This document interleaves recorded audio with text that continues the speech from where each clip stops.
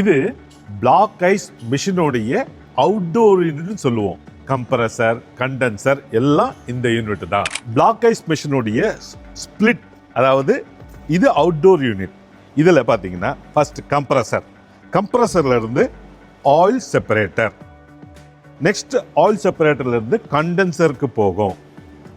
So கண்டென்சர்ல இருந்து next liquid ரிசீவருக்கு வரும். லிக்விட் ரிசீவர்ல இருந்து உங்களுக்கு அவுட்லெட்ல அந்த பிளாக் ஐஸ் மிஷின் ஏரியாவுக்கு போகும். அதுக்கு நடுவில் இங்க நீங்க பார்க்கறது அக்குமுலேட்டர். வீட்டில் இருக்க ஃப்ரிட்ஜில் பின்பகுதியில் இந்த யூனிட் இருக்கும். ஆனால் பிளாக் ஐஸ் மிஷினில் இது தனியாக இருக்கும். இதுக்கு ஸ்பிளிட் மாடல் அப்படின்னு சொல்லுவோம். இந்த மிஷினும் சேர்ந்தாதான் பிளாக் ஐஸ் மிஷின். இந்த மிஷின் டைப் ஸ்பிளிட் டைப் அப்படின்னு சொல்லுவோம் இண்டஸ்ட்ரியல்ல. நீங்க கோல்ட் ஸ்டோரேஜ் மேனுஃபேக்சரா இருந்தாலும் இல்ல பிளாக் ஐஸ் மிஷின் பண்ணணும்னு நினைச்சாலும் இந்தியாவில் எங்க இருந்தாலும் எங்களால் சப்போர்ட் பண்ண முடியும்.